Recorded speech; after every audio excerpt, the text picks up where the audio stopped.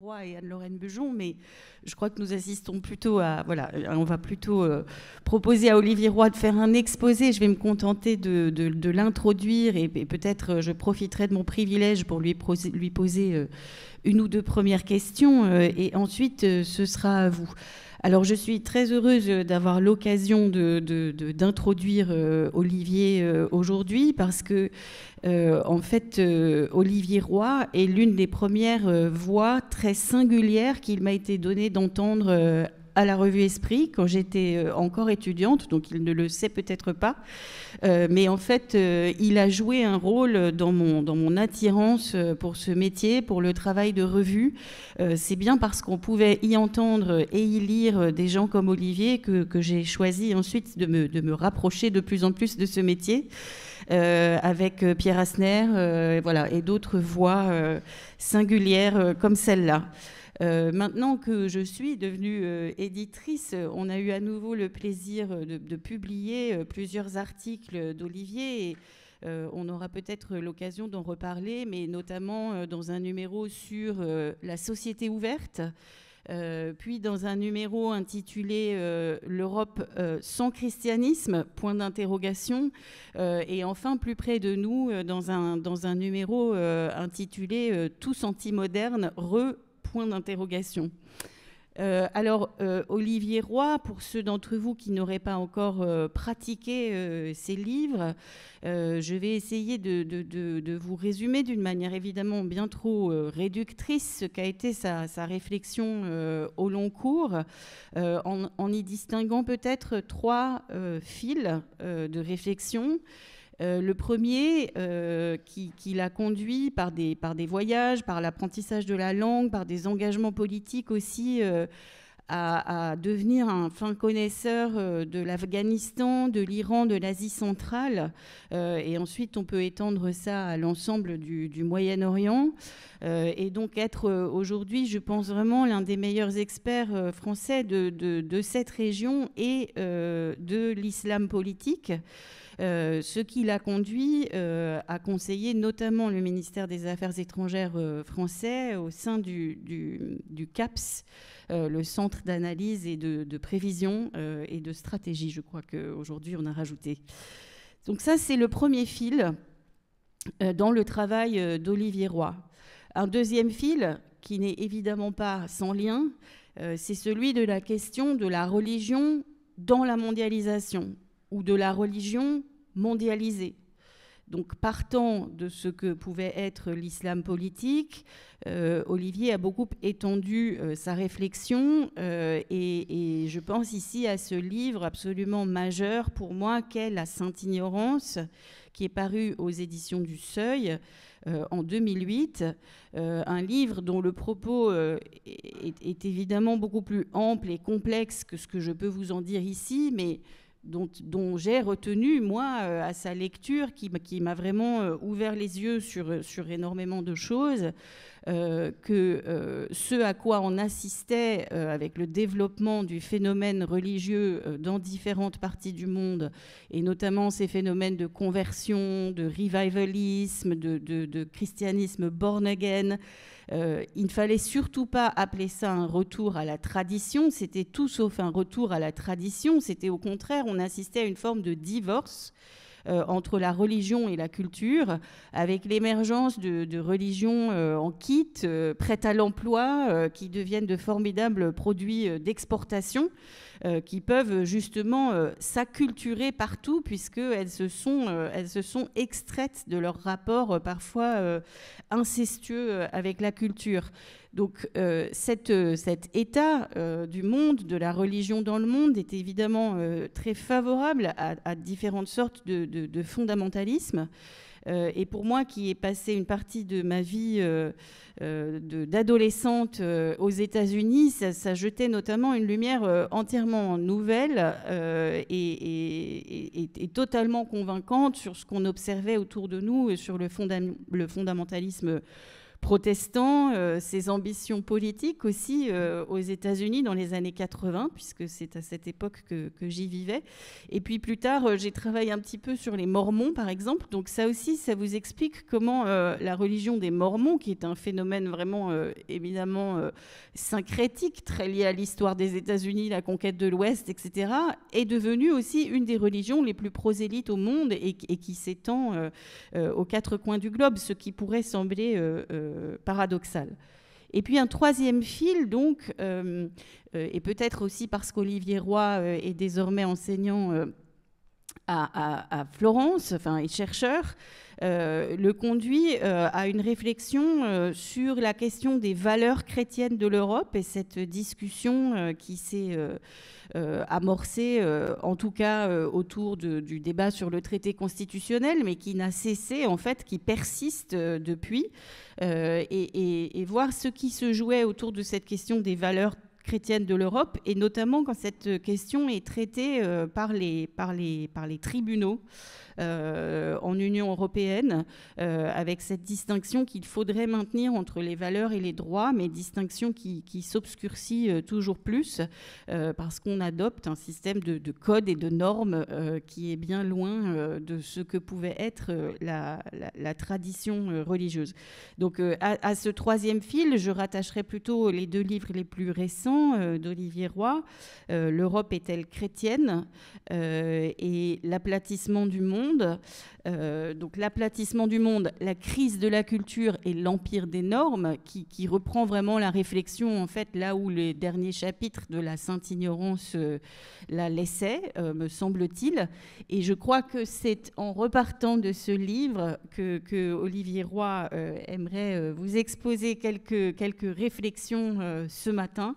Voilà, j'ai oublié de vous dire qu'il était également agrégé de philo, diplômé de l'INALCO, mais voilà, c'était le point de départ.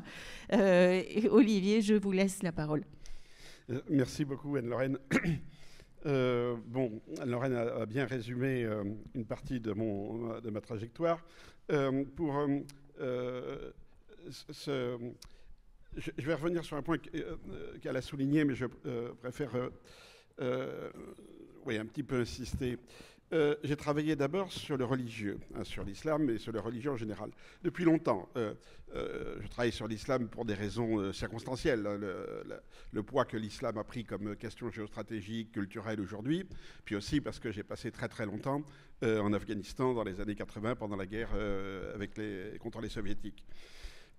Alors, j'ai d'abord constaté dans le monde musulman cet effet de déculturation, et que les formes, disons, radicales, pas forcément violentes d'ailleurs, parce qu'il faut faire une distinction entre radicalisme, on peut être très radical religieusement, tout en étant absolument pacifique dans son comportement. Il n'y a pas de lien absolument nécessaire entre radicalisme religieux et radicalisme de la violence politique. Mais j'ai vu comment ce qu'on appelle le salafisme, par exemple, est une forme délibérément et volontairement déculturée de l'islam et qui donc circule beaucoup plus facilement et faisait en tout cas beaucoup de convertis. Puis j'ai appliqué ça à toutes les religions, ça c'est la Sainte Ignorance, en étudiant d'abord, comme Anne-Lorraine l'a rappelé, l'évangélisme protestant. Je suis d'origine protestante, calviniste réformée française, donc très culturée. Et l'arrivée de nos cousins américains en France, par exemple, à partir des années 50, a été un choc culturel, parce qu'ils viennent justement sans aucun intérêt pour la culture française ou la culture les gens qu'ils viennent convertir. Ça ne les intéresse pas. Ils parlent la langue, parce qu'il faut bien parler la langue pour prêcher, mais ils parlent la langue sans s'intéresser à la littérature. Et ça, c'est nouveau. Alors, je ne veux pas faire une comparaison catholicisme-protestant, mais en général, quand les catholiques apprennent une langue, enfin les prêcheurs, etc., ils s'intéressent aussi à la culture de la langue qu'ils apprennent. C'est extrêmement important. Toute la question de l'inculturation est centrale dans le catholicisme. Chez les protestants évangéliques, elle n'existe pas. On s'adresse à des individus supposés être libres, à choisir leur vie, etc. Et on utilise de manière technique, pratique, la langue qu'ils parlent, évidemment. Ça peut être un dialecte, ça peut être une grande langue, ça n'a aucune importance. Mais on leur... On leur tient un discours religieux complètement coupé de toute référence culturelle, y compris de la culture d'où on vient, et évidemment à commencer par la culture où on prêche. Donc je me suis intéressé à cette déculturation du religieux. Et puis, en travaillant sur la déculturation du religieux, je me dis, mais ce n'est pas un phénomène simplement religieux. Hein. On a aujourd'hui une crise de la culture. Pourquoi ça serait en ce moment qu'on aurait justement une forme généralisée de déculturation de tous les religieux? Dans l'histoire, il y a eu des conversions, des phénomènes de conversion qui ont détruit les cultures. Ça on le sait. Bon. Mais ces formes de conversion cherchaient toujours à acculturer, c'est-à-dire à, dans le fond, faire venir le converti dans la culture du prêcheur. Et là aussi, bon, l'Église catholique a commencé dès le XVIe siècle à prendre des séminaristes indiens, américains, chinois, etc., à les former dans des séminaires européens où ils apprenaient le latin et où ils devenaient, dans le fond, de parfaits catholiques européens, avec une culture européenne, la connaissance du latin, de la philosophie, etc., etc. Donc on avait déculturation des cultures d'origine, mais acculturation à une culture qui était respectée, évidemment. L'enseignement catholique était un enseignement où, à partir du XVIe siècle, avec les jésuites, on enseignait la culture. Bon. Si vous allez dans les écoles évangéliques américaines à l'étranger, la culture n'existe pas. Même de manière intéressante, dans les universités évangéliques américaines aux États-Unis, il n'y a pas de département de littérature, il n'y a pas de département d'humanité, il n'y a pas de département de sciences humaines. Par contre, vous avez un département de marketing et un département de communication. Et très souvent, de psychologie comportementaliste. C'est très intéressant. Ce qui explique pourquoi, dans le mouvement, disons, conservateur chrétien aujourd'hui américain, ce sont les catholiques qui sont les intellectuels. Vous avez très très peu d'intellectuels protestants. Tous les juges, presque tous les juges de la Cour suprême qui sont conservateurs sont catholiques. Et très souvent, des protestants convertis. C'est très intéressant. Donc, en travaillant là-dessus, je me suis dit, il y a une crise générale de la culture. Ça fait des années que j'accumule des anecdotes, des histoires de ça. Alors, je vais commencer par la première page de mon livre. Comme ça, ceux qui voudront ne pas aller au-delà, bon, ben, ça sera... vous gagnerez du temps. C'est un phénomène... Bon, d'abord, la crise de la culture, le premier point, c'est la fin de l'implicite. C'est-à-dire, c'est la fin de l'idée que nous partageons des choses que nous ne disons pas, mais qui vont de soi. Alors on peut appeler ça le bon sens, le sens commun, etc. L'exemple type, c'est nous parlons français, mais nous ne connaissons pas forcément la grammaire française. On peut apprendre la grammaire, bien sûr, on peut faire un livre de grammaire, mais on n'a pas besoin de savoir la grammaire pour communiquer. Nous parlons une langue qui est, elle, ancrée dans une culture, une grammaire, etc., etc. Il y a un implicite. Voilà. Le simple fait de parler, il y a un implicite. Quand nous exprimons des émotions, on ne va pas dire « j'ai telle et telle émotion ». C'est supposé se voir. Hein.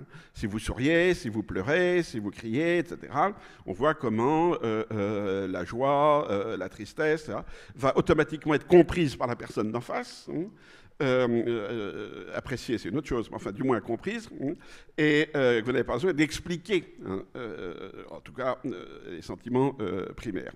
Alors, dans les années 2010, dans les années 2010, il y a un phénomène qui apparaît soudainement dans les aéroports américains, et le cas qui m'intéressait, c'est on voit une passagère qui vient avec un paon. Hein, un paon, vous savez, le paon qui fait la roue. Hein. Bon, elle vient avec un paon et elle s'écarte d'embarquement et elle veut monter dans l'avion avec son paon. Alors évidemment, la personne au comptoir elle lui dit « on est désolé, mais on ne peut pas prendre un paon dans l'avion ». Et elle dit « pourquoi ?» L'autre lui dit « parce que c'est évident ». Et elle dit « non, c'est pas évident. J'ai un certificat médical, je suis une grande anxieuse, et le seul moyen pour moi de ne pas souffrir en avion, c'est d'être accompagné par mon animal domestique, le paon. » Non. Alors, évidemment, l'employé lui refuse, elle porte plainte, et ça passe au tribunal. Et on dirait, on a une personne un petit peu bizarre, etc. Sauf que, dans les mois qui ont suivi, le phénomène est devenu général. Alors, les gens se pointaient avec, un chien de plus en plus gros, ça encore ça va, mais un cochon, un rat, un serpent, etc., etc. Et en disant, c'est un animal domestique. Et dans mon livre, je dis en blaguant, et un jour, on verra quelqu'un venir avec un crocodile en laisse. Eh bien oui, un mois après la publication du livre, donc en septembre 2022, la police a arrêté quelqu'un qui se promenait dans les rues de New York avec un crocodile en laisse. Et la police n'a pas su quoi faire, parce que l'autre a dit, et alors, est-ce que c'est interdit de promener son animal domestique en laisse dans les rues de New York? La police a dit non, mais le crocodile avait une muselière, bon, donc il met en danger personne. Alors ça devait être une grosse muselière, je suppose, mais bon. Voilà. Et alors, on s'est dit, bon, comment ça c'est possible? Pourquoi d'un seul coup, on ne partage pas des évidences de base? Eh bien, je dis, c'est ça qui se passe en ce moment. Il ne faut pas se demander pourquoi ces choses sont bizarres. Ils ne sont pas bizarres. Ils sont dans la norme actuelle. Alors, il y a plusieurs éléments. Je ne vais pas... un, l'affaissement de la verticalité. C'est-à-dire, alors, en haut, on peut mettre Dieu, mais on peut mettre la raison, l'humanité, ce qu'on veut, hein, la science, bon. En dessous, les humains, et en dessous, les animaux, la nature. Bon, énormément de religions, de visions du monde, de mythes. C'est un principe de base de la culture, si vous voulez, de faire de la culture l'espace d'humanité, entre une transcendance qui peut nous échapper ou pas, et une immanence, la nature, les animaux qui sont hors culture. C'est une banalité totale. Bon. Donc le rapport à l'animalité est un rapport de domination. On domine les animaux. Et alors parmi ces animaux, on va en intégrer certains dans la sphère domestique, hein, les animaux domestiques, mais on va considérer qu'il y a une animalité sauvage. Voilà. Eh bien, ça disparaît. Aujourd'hui, la différence entre l'homme, l'humain, disons, et l'animal s'efface au profit d'un concept commun qui est le sentient. Et maintenant, par exemple, vous avez des demandes qui sont accordées de reconnaissance juridique des droits de l'animal comme personne.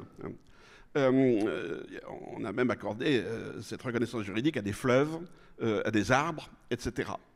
Alors évidemment, il y a une espèce en voie de disparition, donc est protégée par la loi, et elle peut être amenée à porter plainte. Et, évidemment, il faut l'intermédiaire d'un humain pour porter plainte. Il y a une tendance maintenant très très forte, l'écologie profonde, de dire l'humain n'est simplement qu'un élément dans l'horizontalité du sentient. Et donc, tuer un animal, c'est un meurtre. Sentient, de sentir. Alors, c'est de l'anglais, sentient, mais évidemment, comme d'habitude, maintenant, on importe directement le mot anglais en français. Parce que les Anglais, de toute façon, nous l'avaient piqué au Moyen-Âge. Donc le mot revient, après 5 siècles d'absence. Et donc le sentient, S-E-N-T-I-E-N-T. Le sentient. Ce serait l'idée que les animaux ressentent, que les animaux ont des sentiments. Oui, ont des sentiments, mais ça veut dire aussi que c'est le point commun qu'ils ont avec nous. Et que ce n'est pas notre raison. La raison n'est pas une raison pour nous sentir supérieurs aux animaux. Parce que dans le fond, nous appartenons à la même catégorie, le sentient. Donc les végans, par exemple,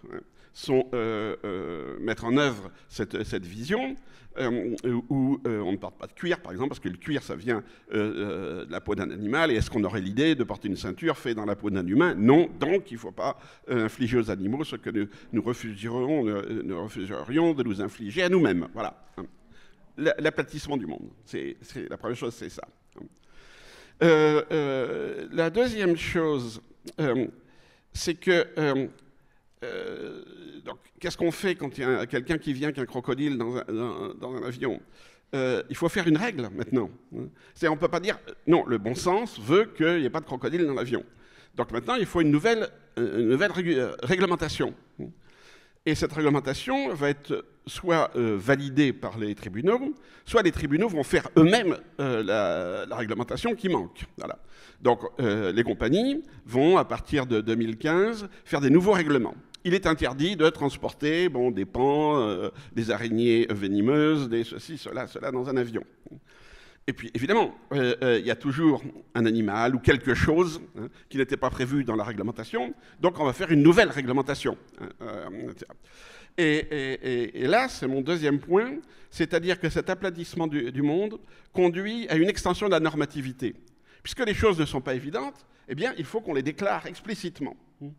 Et là, j'ai dit, bon, surtout les gens de nos générations, je mets un pluriel, de nos générations, regardez, prenez 20 ans, 30 ans, 40 ans plus tôt, et comparez les réglementations, même 20 ans, il y a 20 ans, avec celles actuellement. Alors, les réglementations de votre établissement scolaire, par exemple, de vos règles de copropriété, de l'entreprise où vous travaillez, du code de la route, du fonctionnement de l'hôpital, tout ce que vous voulez, ou de la boîte de Doliprane, puisque c'est très à la mode en ce moment. Je ne sais pas si vous avez remarqué, mais les petites fiches qu'il y a dans les médicaments, bon, il y a 20 ans, c'était une petite page, quoi. Maintenant, vous avez 6 pages de réglementation, et on doit tout vous expliquer. Au cas où vous pourriez dire, ah oui, mais ça n'était pas écrit. Donc tout doit être maintenant codifié, extension de la normativité. Et ça va de pair avec ce changement anthropologique, en tout cas ce changement de la vision du monde. Je vais vous donner un autre exemple. Là, j'ai parlé, bon, la transcendance, évidemment, s'efface. L'intelligence artificielle, c'est la fin de la transcendance. C'est pas un nouveau Dieu, comme on dit. L'intelligence artificielle, qu'est-ce qu'elle fait? Elle puise dans tout ce qui existe. Elle puise dans tout l'horizontal, dans tous les maintenant. Elle va chercher toutes les photos, tout ce que vous voulez. Et elle vous ramène quoi? Du même, évidemment. Elle fait du même mieux que vous ne feriez du même. Mais c'est un énorme miroir, l'intelligence artificielle. À aucun moment, elle ne peut supposer une immanence, une transcendance, ni même un inconscient, parce que par définition, l'intelligence artificielle est dans l'énoncé explicite. Il n'y a pas d'inconscient de l'intelligence artificielle. Ou le jour où il y en aura une, là, bon, on pourra dire que Dieu existe. Mais en attendant, pour le moment, il n'y en a pas. Alors, je vais prendre d'autres registres. La psychanalyse et la confession. Qu'est-ce qu'il y a de commun entre la psychanalyse et la confession?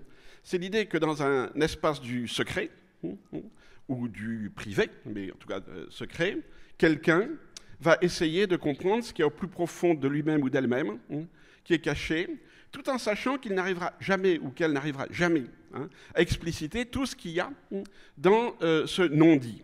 Alors, dans la théologie, c'est le péché originel, donc évidemment, il y aura toujours quelque chose qui ne sera jamais expliqué, qui n'arrivera jamais au jour, et donc c'est pour ça qu'il faut demander pardon, parce qu'il ne suffit pas de tout dire, on ne peut pas tout dire, on sait qu'il y aura quelque chose qui ne sera jamais dit.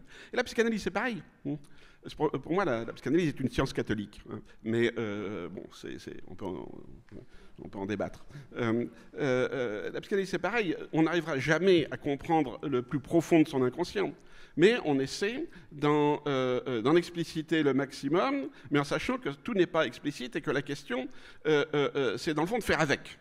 De faire avec et de se réconcilier. Vous avez le même mot dans la confession, la psychanalyse, se réconcilier. Alors, dans la confession avec Dieu et dans la psychanalyse avec soi-même. Bon. Eh bien, les deux sont aujourd'hui criminalisés. La psychanalyse et la confession. Vous avez maintenant de plus en plus de lois. Ça a commencé en Australie il y a une dizaine d'années. Bon, ça a commencé par les affaires de pédophilie. Mais il faut toujours replacer dans un contexte plus large. Les prêtres ont toujours commis des crimes et des choses comme ça. Jamais le secret de la confession n'a été mis en question. Il y avait une question intéressante, par exemple, je ne me rappelle plus, au 18e, 19e, si un confessant dit qu'il va tuer le roi, va commettre un régicide, bon, le roi est sacré, un régicide, le prêtre doit-il le dénoncer?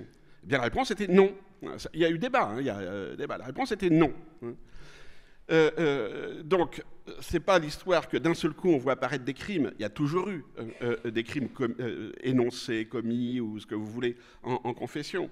Mais il y avait le tabou absolu du secret. Aujourd'hui, non, les tribunaux, encore une fois, ça a commencé par l'Australie, ont déclaré le secret de la confession illégal.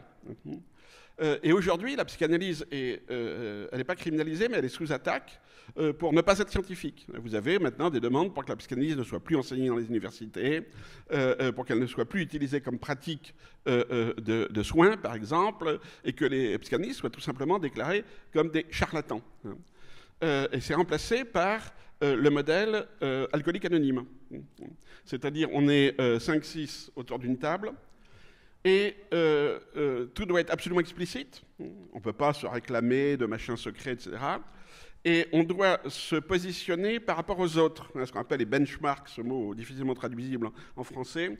Il faut, alors une perspective d'ailleurs très morale de progrès, on doit progresser, dans l'abstinence évidemment, en s'appuyant sur les expériences des autres, et ces expériences sont ramenées à un modèle qui fonctionne pour tout le monde. Parce que si vous racontez des choses trop compliquées, trop personnelles, ça ne marche pas. Et bon, ça a été, il y a eu des films comiques en français où on se moque de ce type de thérapie. Sauf que c'est ça aujourd'hui qui fonctionne. Ça peut fonctionner à la télé, où les gens sont là et disent tout, ils avouent tout devant tout le monde. Et ensuite, on doit faire amende honorable, bien sûr, éventuellement être puni, changer de comportement, etc., etc. Donc, cette extension de la normativité, c'est une conséquence ou une cause, bon, moi je pense une conséquence de cette disparition de l'implicite. Tout doit être dit explicitement et tout doit être codifié. Alors, dans le domaine des relations sexuelles, c'est oui et oui, non c'est non. Alors, je ne critique pas, je constate que tout ce débat s'inscrit dans un cadre beaucoup plus général de la codification systématique et de l'explicitation systématique des comportements humains, et obligatoire. D'autres exemples, et là qui sont liés à la globalisation. Je n'ai pas commencé par la globalisation parce que je pense qu'on fait trop aujourd'hui de la globalisation la cause de tout ce qui nous arrive. Alors qu'en fait, pour moi, ça va ensemble, c'est un ensemble. Bon, la communication dans la globalisation. On est un monde maintenant, effectivement, mondialisé, tout s'échange, la communication fonctionne, bon. Quelle est la langue de la globalisation? Il y a toujours eu des formes de globalisation. L'Empire romain est une globalisation. En un siècle, un petit peuple, une petite tribu, en quelques siècles, une petite tribu a unifié tout le bassin méditerranéen sous une direction politique centralisée unique. La langue, c'était le latin, en tout cas à l'ouest, et puis pour l'administration et l'armée partout, et puis le grec à l'est. Bon. Donc on avait deux langues de globalisation. Et les gens l'apprenaient. Bon, Saint-Augustin explique comment il a appris le latin. Etc. Et alors c'est très intéressant, il l'a appris en apprenant la littérature latine. C'est-à-dire, lui, il a eu des cours de grammaire, il s'en plaint d'ailleurs dans les confessions. À la fin, il se réjouit en disant que heureusement qu'on m'a obligé à travailler. Niveau baisse, ça remonte à longtemps. Il a appris les auteurs latins, il a appris Virgile, il a appris tous les grands auteurs, etc. Il a eu quelques problèmes avec le grec, comme il le dit, mais bon, l'important c'était de dominer la langue et la culture dominante, et ça allait de soi. Quand le français est devenu la langue, disons, européenne au XVIIIe siècle, les gens qui apprenaient le français, donc les aristocraties, évidemment, à l'époque, russes, allemandes, etc., apprenaient la culture française. C'est-à-dire ils apprenaient Racine, etc. Aujourd'hui, on dit c'est l'anglais qui est la langue globale, mais on n'apprend plus la littérature anglaise. Au contraire, je veux dire, maintenant ce qu'on apprend, c'est pas l'anglais de Shakespeare ou des grands auteurs, des grands romanciers. C'est ce que j'appelle, enfin, c'est pas moi qui ai inventé le mot, le globish. On apprend une langue de communication qui est uniquement une langue de communication. Et même si on parle très bien l'anglais, on sait qu'il ne faut pas le parler trop bien. Si on utilise plus de 2000 mots, on risque de ne pas être compris, parce qu'on ne sait pas ce que l'interlocuteur sait en anglais.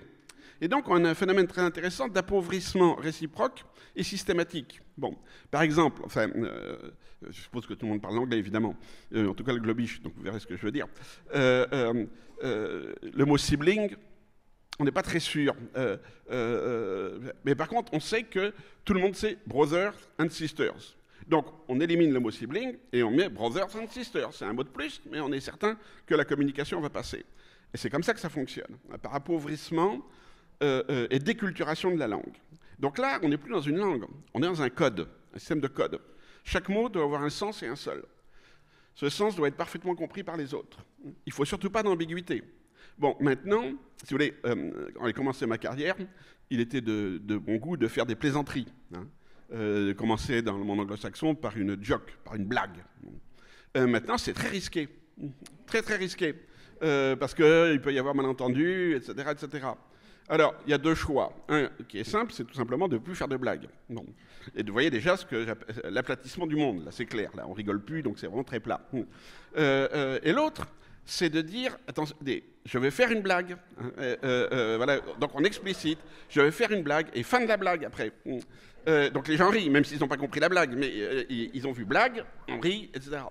Et ça se traduit dans l'écriture par l'emoji. Hein. Ceci est une blague. Et si vous ne mettez pas l'emoji, les gens vont dire, attendez, qu'est-ce que tu veux dire? C'est ambigu, c'est pas clair, etc. Emoji. Bon. Les sentiments, c'est pareil. Maintenant, vous devez indiquer le sentiment que vous éprouvez.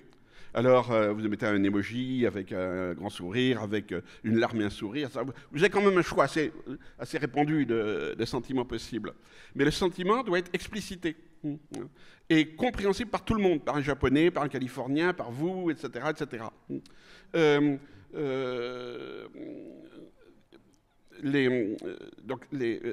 Donc du coup, les émotions deviennent complètement standardisées, bien sûr. Hein. Le body language, le langage corporel. Vous savez, tous que quand on est à peu près d'une culture, même culture, en tout cas quand on vit dans une même collectivité, on sait ce que le sourire veut dire, ce que les larmes veulent dire, etc., etc. Dans le monde global, c'est plus complexe. Hein. Un Japonais qui sourit, c'est pas forcément qu'il est content. Hein. Et même très souvent, c'est qu'il n'est pas content. Alors, on connaît ces petits trucs-là, mais comment gérer ça? Eh bien, on met en place un langage corporel global. Hein.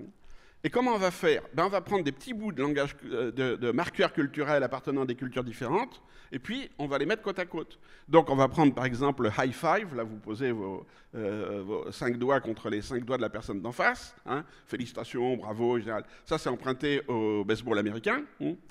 Ou au football, au soccer, non pas au soccer justement, au football américain. Pour dire salut, etc., vous prenez le signe hindou, bouddhiste, etc., d'Inde, avec les deux mains jointes devant, etc. Donc on prend des petits bouts de ce qu'on appelle des marqueurs culturels, et on les utilise complètement en dehors de leur culture d'origine. Voilà, c'est ça la déculturation. Et là, on tombe sur l'identité. Alors, je fais un saut, j'abandonne mes pans aériens. Aujourd'hui, une culture, quand on veut défendre une identité, une culture, on ne parle plus de culture. On en parle de manière métaphorique. On parle d'identité. C'est quand même très bizarre. Hein. Pourquoi on dit l'identité chrétienne de la France et qu'on ne dit pas la France chrétienne? Bon, alors c'est parce que la France n'est plus chrétienne, tout le monde le sait, mais personne n'ose le dire, mais surtout parce que cette référence identitaire, elle ne vise pas du tout à savoir qui on est, elle sert à savoir qui n'est pas nous, hein, de définir quelqu'un qui n'est pas nous, point. Et donc on va lui opposer un certain nombre de marqueurs identitaires qui peuvent varier, Et on définit sa propre culture simplement par des marqueurs identitaires qui ne sont pas nécessairement connectés à une vraie culture. Bon, quelques exemples. Quand on dit, il n'y a pas de place pour l'islam en Europe. Très bien, pourquoi? Eh bien, parce que l'Europe est chrétienne. Qu'est-ce que ça veut dire concrètement? Eh bien, ça veut dire que, par exemple, les musulmans ne sont pas féministes. Ah oui, possible. Et le christianisme est féministe. Oui, enfin, c'est plus compliqué, etc., etc. Bon, hein. Le génie de ce truc-là, c'est Orban. Orban, donc, il dit « retour au christianisme ». Mais quel christianisme? La Hongrie est totalement sécularisée,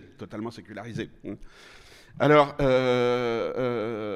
il va célébrer Saint-Étienne, etc. On va faire des grandes fêtes de Saint-Étienne, on va mettre des croix partout, on va, etc., etc. Mais au niveau, comme la société est complètement sécularisée, eh bien, par exemple, on va faire des lois contre les LGBT.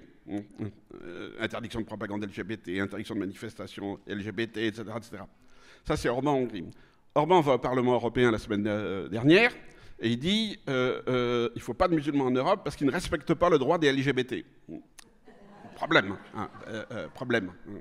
Donc qu'est-ce qu'on oppose à l'autre, hein?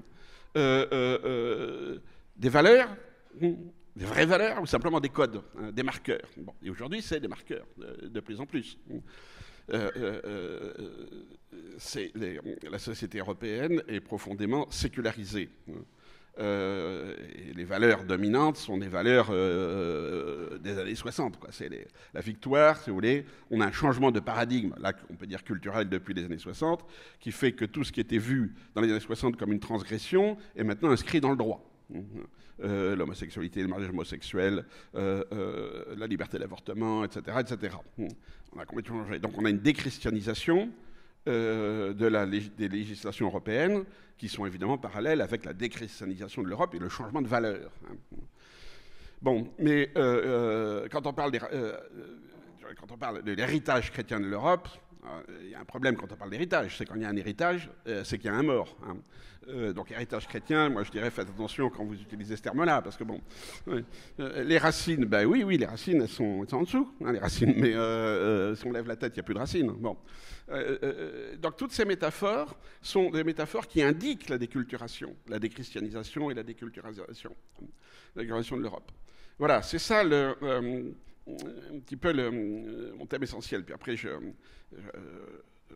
vais juste prendre un dernier point sur la question des langues. L'Union européenne, parce que souvent on dit c'est l'américanisation. Non, je veux dire ça vient de chez nous. C'est très facile de dire c'est la faute aux Américains. L'Union européenne, il y a entre 20 et 25 langues qui sont autorisées à Bruxelles. Bon. Ça pose un problème. Donc il y a un énorme appareil de traduction, etc., etc. Mais c'est comme ça. Chaque pays veut être reconnu. Bon, sur vos passeports, vous avez même un truc en gaélique. Comment gérer ça? Alors on peut dire que c'est du multiculturalisme. Ça ne marche pas, le multiculturalisme. Donc la directive de l'Union européenne, alors je la cite dans mon livre, elle est récente et elle est très claire. Elle dit, bon écoutez, vous avez le droit d'utiliser votre langue à Bruxelles. Mais alors, s'il vous plaît, quand vous utilisez votre langue, ne faites aucune référence culturelle. Parce que si vous commencez à faire des allusions culturelles, bon, à la rigueur, à La Fontaine en français, il y en a peut-être qui comprendront. Mais si vous mentionnez un obscur poète hongrois, grec, etc., etc., ou bien si vous faites une blague que seuls les Grecs, les Portugais peuvent comprendre, etc., donc vous déculturez. Vous parlez de la manière la plus, justement, explicite possible. Et la langue de fait officielle de l'Union européenne, c'est pas l'anglais, c'est le globish. Hein. Surtout maintenant qu'il n'y a plus d'anglais, c'est ça qui est absolument extraordinaire. Hein. On partage une langue dont aucun de nous n'est un native speaker, comme ils disent. Aucun de nous. C'est très bien. Bon, les Irlandais, je veux pas, bon, une autre question. Là, c'est le stade suprême de la déculturation. Maintenant, je vais peut-être vous... Non. Qu'est-ce qu'on en conclut? Alors en général, je me débrouille pour arriver à ce moment-là quand l'heure est passée et que on est obligé de couper le truc. C'est pour ça que j'ai essayé, mais ça n'a pas marché. On accuse Internet. Bon, moi je vois dans Internet et la culture le même rapport qu'entre l'imprimerie et la culture à l'époque. C'est-à-dire que c'est pas l'imprimerie qui a créé le protestantisme, mais l'imprimerie a été le vecteur technique du protestantisme. Très important. C'est pas Internet qui a créé la déculturation, mais Internet est le vecteur par excellence de la déculturation. Parce que sur Internet, vous rencontrez que des gens avec qui vous mettez en commun ce qu'il y a en commun entre eux et vous. Vous êtes un amateur de manga, bon, vous adhérez à un groupe d'amateurs de manga qui ne partagent que leur goût des mangas, qui ne partagent rien d'autre. Alors ça arrive souvent dans la vie qu'on appartienne à un club de ceci ou cela. Mais dans la vie, on a des voisins, les gens avec qui vous partagez votre passion, vous les connaissez dans la vie quotidienne. Vous les rencontrez, ils sont sur un territoire, vous partagez un même territoire, une même culture, etc. Tandis que sur Internet, non. Sur Internet, vous ne mettez en commun que ce qui est des gens en commun, si je peux dire. C'est comme les fans d'un club de foot. Sauf que les fans d'un club de foot, ils ont un territoire, ils ont un espace concret où ils se retrouvent les autres, etc. Dans Internet, non. Ce que je dirais, ce sont des communautés réduites aux acquets. Voilà. Vous êtes avec des gens, vous décidez que vous mettez en commun un certain nombre de choses, et ça s'arrête là. Vous ne mettez que ces choses-là en commun. Donc, vous allez définir votre groupe par des marqueurs. Le manga, ce que vous voulez, ça peut être des goûts, ça peut être des politiques, ça peut être du racisme, ça peut être de la littérature, ce que vous voulez. Et les gens qui ne sont pas dans ce groupe sont des étrangers, d'un seul coup. On est donc dans une juxtaposition de communautés fermées, virtuelles, mais fermées. Donc là, la déculturation, elle va de pair avec la crise du lien social. Le lien social, c'est on vit en collectivité. Voilà. Et il y a des gens, vous les aimez pas forcément, vous partagez pas forcément les mêmes idées, ni la même langue, etc. Mais ils sont autour de vous, vous êtes au milieu d'eux, et donc il faut trouver des formes de communication, de compromis, d'interaction, etc. etc. Bon. Maintenant, c'est fini. On ne fréquente que les gens qui pensent comme vous. Et du coup, ça explique ce déferlement de la haine. La haine est constitutive du groupe identitaire, par définition. Parce que sa seule manière de se définir positivement, c'est de dire on n'est pas comme les autres. Et là, on rejoint les fans de football. Les fans de football, ça ressemble. Mais la seule chose qui les distingue, c'est que c'est leur équipe. Voilà. Ils sont d'une autre équipe. Et donc, ils sont dans la haine avec les gars de l'équipe adverse, qui peut être celle du quartier à côté ou d'une ville étrangère, peu importe. Ils ne se construisent que dans le conflit et la haine. Alors, ça a toujours existé. Et les sociétés ont toujours créé des espaces de gestion. Le stade est un espace de gestion de l'agressivité.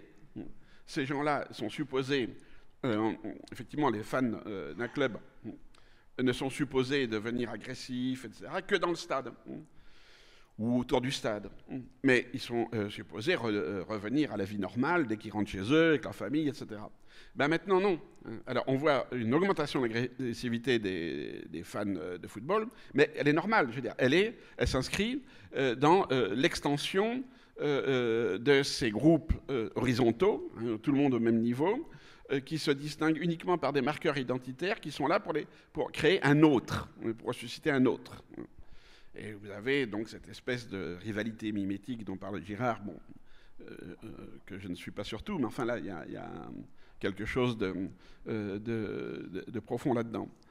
Donc l'augmentation de la haine aujourd'hui vient justement de cette transformation des liens sociaux en groupes identitaires. Et peu importe ce qui constitue vraiment le groupe identitaire. Alors, je veux dire, oui, d'accord, il y a des communautés virtuelles sur Internet, etc. Mais on se retrouve ailleurs que sur Internet. On a une vie réelle. Oui, bien sûr. Tout le monde a une maison, les enfants vont à l'école, on a un travail, même s'il y a le télétravail qui renforce évidemment l'isolement. Enfin, on voit bien comment cette société d'Internet a quand même un impact sur la vie réelle. Et en particulier en dévalorisant la vie réelle, le lien avec les gens du palier d'à côté ou en face, etc. Et cette crise du lien social, elle est renforcée par le néolibéralisme, qui n'en est pas la cause. Hein. Mais bon, le néolibéralisme, contrairement au capitalisme, si vous voulez, le néolibéralisme voit dans la société une collection d'individus libres et entrepreneurs. Et puis, il y a les winners, hein, ceux qui réussissent, et les losers, ceux qui ne réussissent pas. Donc les riches et les pauvres. Et si on est pauvre, c'est de sa faute, bien sûr. Hein. C'est qu'on était censé avoir tous les éléments pour être un winner, et puis on a raté, on est un loser. Donc on n'a qu'à s'en prendre qu'à soi-même. Le néolibéralisme a complètement cassé ce qui était fort dans le capitalisme, c'est la classe sociale, tout simplement. Le capitalisme traditionnel a créé une classe ouvrière. Ces classes ouvrières se sont créées leur forme de socialisation et de contre-culture. En France, par exemple, bon, la socialisation, les syndicats, la contre-culture, les universités populaires, la classe ouvrière, c'est prise en main elle-même, très souvent en France, par l'intermédiaire du Parti communiste. Grande-Bretagne, c'est les syndicats, pratiquement pas de parti communiste, c'est les syndicats qui ont fait ça. En Italie, un parti communiste, mais très différent du français. Bon, on voit comment à peu près partout, les classes ouvrières se sont justement cultivées et socialisées. L'université populaire était là, puis je pense Jean Villard, enfin Avignon à ses débuts, c'était l'idée de la culture pour tous. Donc on a une culture, une haute culture, et tout le travail, c'était faire que cette haute culture ne soit plus juste une haute culture, hein, qu'elle soit accessible. Mais l'idée qu'il y avait une haute culture était acceptée par tout le monde. Aujourd'hui, on a une crise de la haute culture, ça c'est clair, tous les professeurs s'en plaignent, hein. Mais il faut se demander aussi quelle est la responsabilité du système. C'est pas les élèves sont fils de leurs parents et bon, qui ont été à l'école aussi. Alors comment ça fonctionne? Comment on arrive à cette déculturation? Là, au sens perte de la haute culture, ça fait partie du même ensemble, hein, de cette déculturation générale. On ne se réfère plus à une autre culture. Et alors, on le voit dans l'art, par exemple, comment l'art conçu comme la production d'œuvres d'art est passé à un art performatif. Hein, c'est un acte, hein, qui est un acte artistique. C'est l'acte lui-même qui devient artistique en soi. Les artistes, quand ils ont fait ça, ils ne se sont pas posés de questions métaphysiques sur l'avenir du monde, sur ce qu'on fait, etc. Ils vivaient ça comme ça. Mais on voit que cette évolution de la haute culture suit parfaitement, cette crise de la haute culture suit parfaitement celle de la culture tout simplement. On n'est plus dans la constitution d'un corpus, hein, qu'il s'agirait d'acquérir par des techniques reconnues, hein, l'université, l'école, etc. On est dans une parcellisation de pratiques qui peuvent être artistiques, commerciales, tout ce qu'on veut, et qui servent essentiellement à la réalisation de soi. Ce que j'appelle l'individualisme hédoniste, qui est maintenant la base anthropologique de nos sociétés. C'est la réalisation de soi-même. Si vous regardez moi j'ai 50 ans de pratique de librairie du quartier. Maintenant elle a disparu évidemment. Enfin quand même, avant qu'elle disparaisse, on a au pouvoir quelques signes annonciateurs. Vous aviez il y a 50 ans des étagères de sciences humaines, par exemple à Paris, c'était systématique. Le rayon sciences humaines, c'était des murs entiers. Hein. Et puis vous aviez un rayon religion aussi, bon, beaucoup plus petit. Bon. Maintenant, les sciences humaines ont quasiment disparu. Le rayon religion est fondu maintenant dans le rayon mysticisme et réalisation de soi. Hein. C'est dans le bien-être. Donc maintenant, c'est yoga. Et la prière chrétienne est interprétée à travers le yoga. Hein. C'est-à-dire celui qui dit « Ah oui, mais moi j'ai mieux que le yoga, la prière chrétienne, etc. Ça marche encore mieux. » Et les gens discutent sur comment se réaliser soi-même. Hein. Et là, vous avez... Bon, ça nous amène peut-être un peu loin, mais enfin, vu le titre de votre association... ma grande thèse, c'est que la réaction, disons, du catholicisme traditionnel face à la déculturation n'est pas du tout une défense d'une culture traditionnelle. Il s'aligne sur le wokisme. Hein. Les messes en latin sont des wokistes. Alors,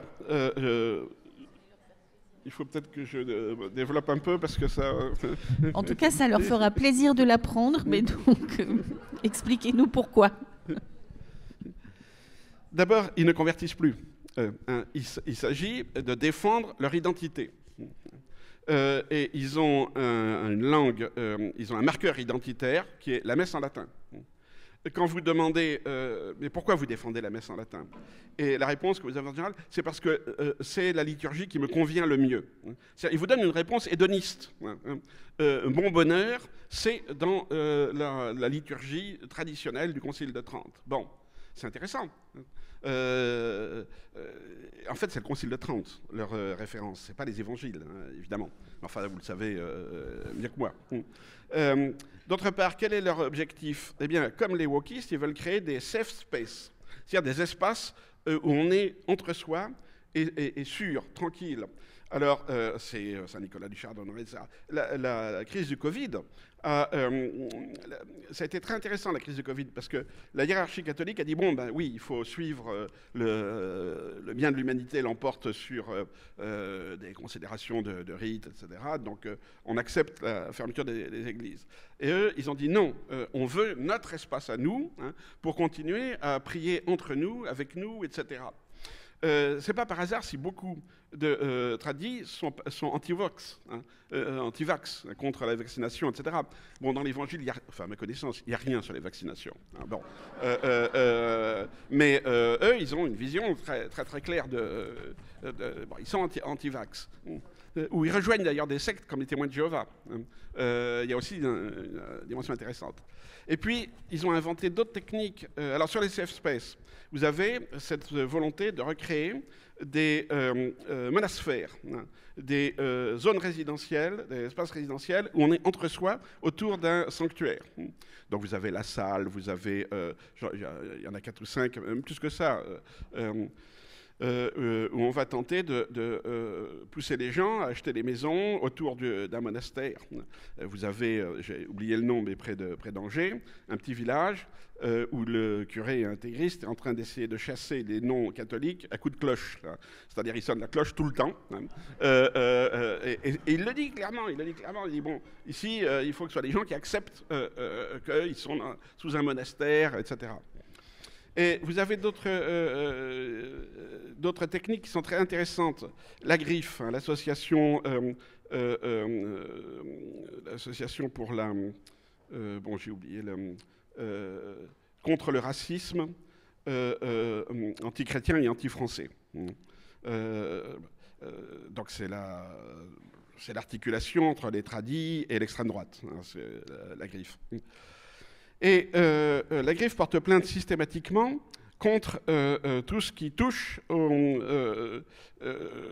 tout ce qui porte atteinte aux chrétiens. Ils ne disent pas le christianisme. Et là, on a l'affaire du blasphème. On ne peut pas porter plainte pour blasphème. Mais ce qui est très intéressant, c'est de voir que la première affaire de blasphème en France, c'était la religieuse de Rivette en 1965.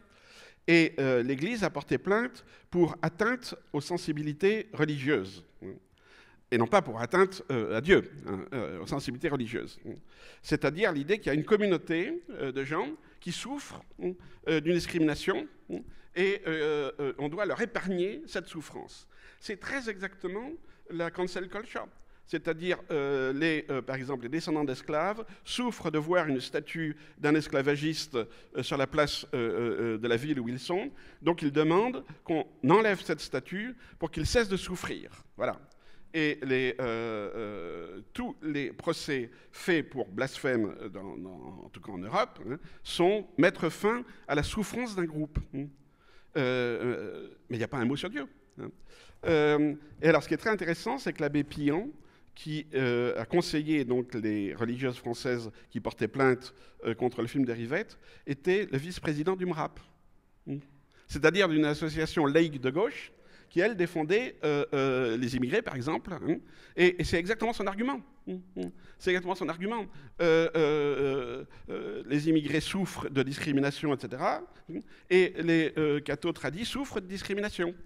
Et ça explique ce qui s'est passé en juillet, hein, avec la mise en scène de la scène sur la scène.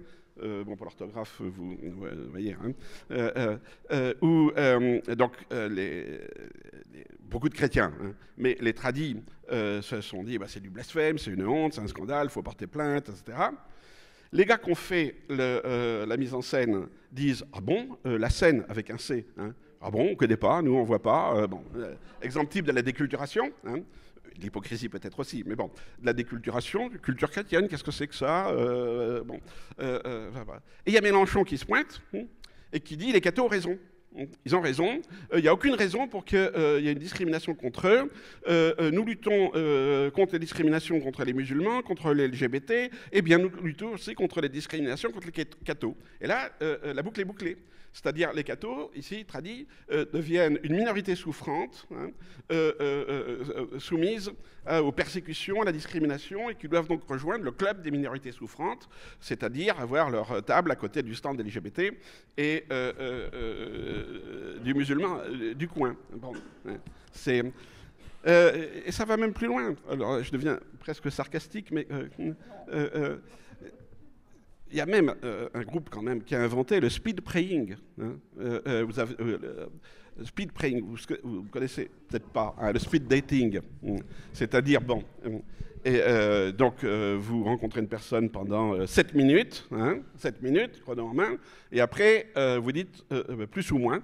Il n'y a pas de nuance, hein, on est dans la codification explicite, enfin ça colle avec ce que je disais au début. Speed praying, le speed dating, ça. Eh bien, l'abbaye de la Grâce, c'est pas une blague, sauf que ça s'écrit avec 2 S. L'abbaye de la Grâce, en Aude, a organisé le speed praying. Ils invitent donc la prière rapide. Ils invitent des personnalités littéraires, Becbéder, etc. Houellebecq, mais il ne vient pas parce qu'il a déjà donné, lui. Ils invitent ces gens-là à passer 3 jours dans l'abbaye, à écrire un livre sur le mysticisme. 3 jours dans l'abbaye, et j'écris... c'est complètement la culture d'aujourd'hui. Ça n'a rien à voir avec... Bon.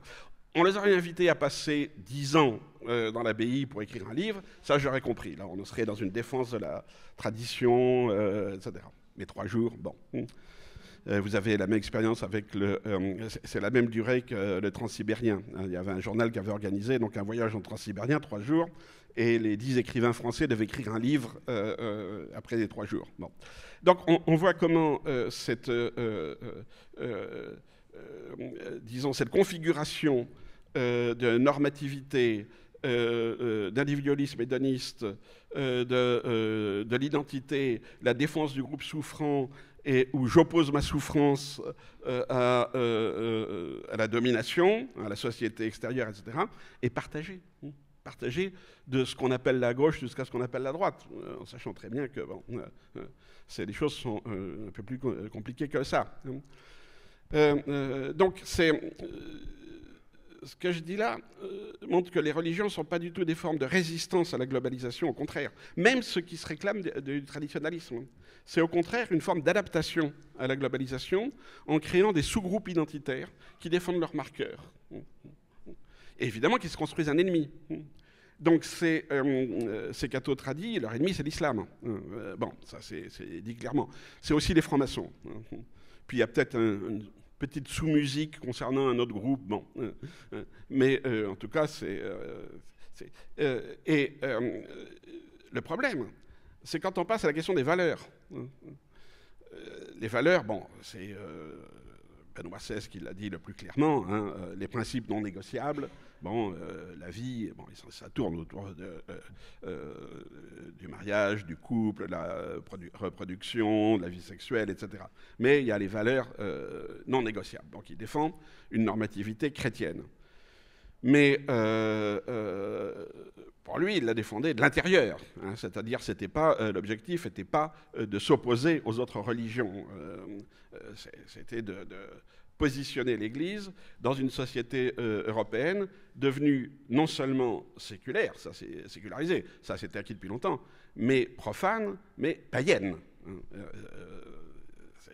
Aux yeux de Jean-Paul II et de Benoît XVI, l'Europe était païenne, devenue païenne sur le plan culturel. Hein. Et donc, il opposait ces valeurs. Mais il les vivait comme des valeurs universelles, pas des valeurs identitaires. Au début de la Manif pour tous, qui est fondée sur la défense de ces principes non négociables, les organisateurs, dont notre actuel ministre de l'Intérieur, avaient lancé un appel aux autres religions, et en particulier aux musulmans et aux juifs, de venir à la manif pour montrer que ce n'était pas simplement des valeurs chrétiennes, ce n'était pas des valeurs identitaires, que c'était des valeurs universalistes. Et parce qu'il y a effectivement un socle entre les visions, un peu traditionnelles du catholicisme, de l'islam, du judaïsme, sur un certain nombre de valeurs, bon, le refus du mariage homosexuel, etc. Donc il pourrait y avoir un front des valeurs qui ne serait pas un front identitaire. Eh bien, chaque fois que les croyants ont eu à choisir entre identité et valeur, ils choisissent l'identité. L'identité clairement. La seule manière aujourd'hui en France pour s'opposer à l'islam, c'est pas par le retour au christianisme, c'est par la laïcité, et la laïcité autoritaire. Donc qu'est-ce qu'on voit et ce gouvernement, à mon avis, va illustrer parfaitement ma thèse, c'est que les catholiques tradis sont obligés de s'allier aux laïcards, parce que leur ennemi, c'est l'islam. Donc ils vont prendre dans la tradition chrétienne uniquement ce qui colle, uniquement des marqueurs identitaires, mais ils ne vont pas toucher aux valeurs. Ils ne vont pas défendre des valeurs chrétiennes. Parce que, s'ils défendaient des valeurs chrétiennes, eh ben, ça veut dire qu'ils pourraient parler aux religieux des autres camps, aux religieux juifs et aux religieux musulmans, ce que fait par exemple le pape Benoît. Oui, François, mais Benoît était ouvert et Jean-Paul II était ouvert au dialogue. Les journées d'assises, c'est Jean-Paul II. Mais pour le pape Benoît, François, tous les croyants ont des choses en commun. Le fait d'être croyant, c'est pas du tout un dialogue théologique, c'est le fait d'être croyant, qu'ils ont ça en commun et qui doivent opposer ce fait d'être croyant ou partir de ce fait d'être croyant pour intervenir dans la société, dans la politique, en particulier pour la paix. Il a un message très clair. Il y a eu les journées de Santé Gidio il y a un mois à Paris, c'était exactement ce message-là. C'est un message que ne veulent pas entendre les cathos tradis. Il n'est pas question d'avoir quelque chose en commun avec les autres religions. Et eux attaquent tout de suite sur le plan de la théologie en disant il y a une vérité.